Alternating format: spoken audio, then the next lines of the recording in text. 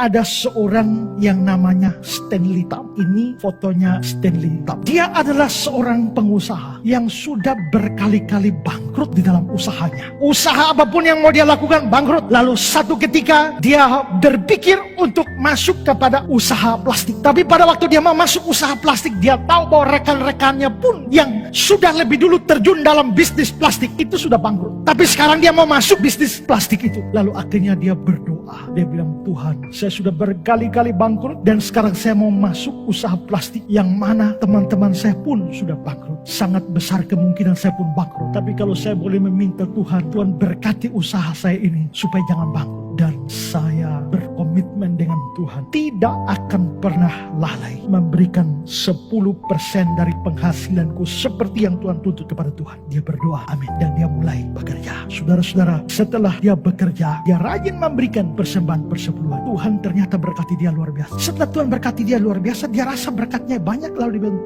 Tuhan berkati saya sudah banyak. Rasanya terlalu sedikit kalau saya kasih Tuhan 10%. Mulai sekarang Tuhan, saya hanya ambil 80% dan saya berikan kepada Tuhan 20%. Lalu saudara, dia betul-betul kasih 20%. Dan Tuhan terus berkati dia. Karena Tuhan berkati dia, dia rasa sudah berkatnya sudah banyak dengan Tuhan. Terlalu banyak berkat Tuhan. Rasanya dengan 80% saya terlalu banyak. Saya turun 70% dan saya berikan kepada Tuhan 30%. Dan dia sungguh-sungguh lakukan itu. Dan ternyata saudara, benar Tuhan memberkati dia luar biasa. Pekerjaannya, pabrik plastiknya berkembang di Amerika dan menjadi pabrik plastik terkemuka di Amerika yang bernama US Plastic Corporation. Ini adalah pabrik plastik dari Stanley Tam. Maju luar biasa. Lalu dia makin diberkati lagi. Lalu dia berdoa lagi, Tuhan, terlalu banyak berkat-Mu, terlalu banyak buat saya. Sekarang saya kasih Tuhan 40%, saya 60%. Tuhan berkati lagi dengan Tuhan. Sekarang 50-50. Tuhan 50%, saya 50%. Tapi setelah itu dia bilang, waduh, rasanya masih terlalu banyak berkat buat saya. Rasanya tidak adil kalau saya dan Tuhan 50-50. Saya harus lebih sedikit dari Tuhan. Tuhan 60%, saya 40%. Lalu Tuhan berkati dia sedemikian rupa. Terus, berubah terus. Dari Tuhan 60, dia 40. Lalu Tuhan jadi 70, dia 30. Setelah itu, sampai Tuhan 90%, dia yang 10%. Terbalik seperti itu. Lalu satu hari dia bilang, Tuhan, saya mau kasih Tuhan 100%. Maka dia pergi ke notaris dan dia minta ubah pabriknya itu. Pabriknya itu diganti nama menjadi Jesus Christ Company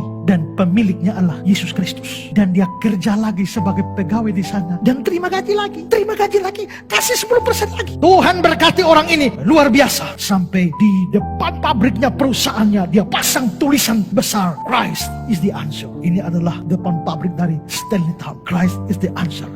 Ya, kita bisa lihat ada Christ is the answer di depan pabriknya Stanley Tam. Ini kisah nyata. Saudara bisa membaca kisah Stanley Tam ini di dalam bukunya. Ini ada sejumlah buku atau publikasi dari Stanley Tam. God owns my business. Tuhan berkuasa. Tuhan pemilik dari bisnisku. Seluruhnya dia kasih. Lalu karena seluruhnya sudah dikasih, perusahaan ini sudah menjadi perusahaan Yesus Kristus, milik Yesus Kristus. Berarti ada uang banyak. Lalu uang banyak ini dia bikin apa? Lalu satu hari dia bertemu dengan seorang yang namanya Charles Kuhlman. Ini adalah Charles Kuhlman. Dan dia bersama-sama, Stanley Tam dengan Charles Kuhlman, temannya ini. Mereka dua berpikir, ini sudah uang banyak, kita bikin apa? Lalu mereka dua bilang, bagaimana kalau kita dua bikin lembaga misi untuk mengutus misionaris-misionaris ke seluruh dunia. Dan akhirnya mereka mendirikan apa yang namanya Oriental Mission Society, suatu lembaga misi untuk wilayah timur, negara-negara timur. Dan kerjanya adalah mengutus para misionaris. Jikalau dia mengutus misionaris ke negara Nepal, maka di depan Jesus Christ Company bendera Nepal berdiri. Kalau dia utus misionaris ke Afrika Selatan, bendera Afrika Selatan berdiri di depan Jesus Christ Company. Itu adalah bendera-bendera. Stanley Tam berdiri di depan kantor misi OMS, di mana seluruh bendera, dan dia melayani, mengutus misionaris hampir ke 70 negara. Seluruhnya dibiayai dari Jesus Christ Company. Lalu saudara, kira-kira pada tahun 1970-an ada perempuan muda dari Skotlandia pergi ke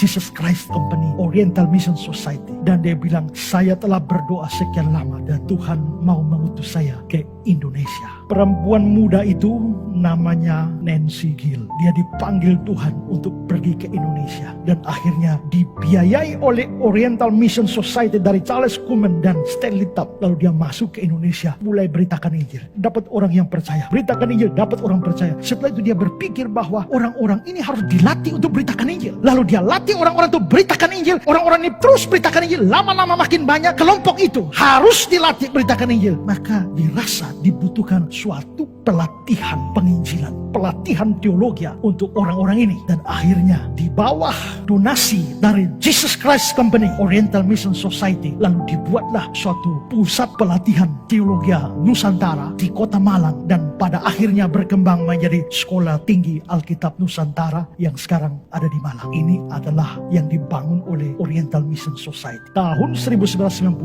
ada satu anak muda dari NTT pergi ke sana dan sekolah di tempat itu dan diwisuda dari sekolah itu. Ini anak muda itu, dan anak muda itulah yang hari ini sedang berdiri dan berkhotbah buat saudara. Pendeta Ezra Sono, saya telah memberitakan firman dan memberkati banyak orang. Tapi bagaimana saya bisa memberkati banyak orang? Itu tidak lepas dari sekolah itu, Sekolah Alkitab Nusantara. Tapi sekolah itu tidak terlepas dari Nancy Gill. Nancy Gill tidak terlepas dari Oriental Mission Society. Oriental Mission Society tidak bisa terlepas dari Jesus Christ Company. Dan Jesus Christ Company tidak bisa terlepas dari Stanley Tapp. Stanley Tapp sudah mati, tapi dia telah memberkati jutaan orang di seluruh dunia. Kenapa? Dimulai dari hati yang mengasihi Tuhan dan mau memberikan apa yang ada pada dia untuk Tuhan. Itu pengalaman pribadi Stanley Tapp. Kita tidak harus ikut, kita tidak harus menyerahkan semuanya yang ada pada kita. Tapi yang paling penting di sini adalah bahwa jikalau Tuhan mau meminta sesuatu, Tuhan mendorong kita memberi sesuatu dari diri kita. Jangan pernah pelit, sekalipun itu sangat sedikit. Saudara tidak pernah tahu, sedikit dari saudara mungkin bisa memberkati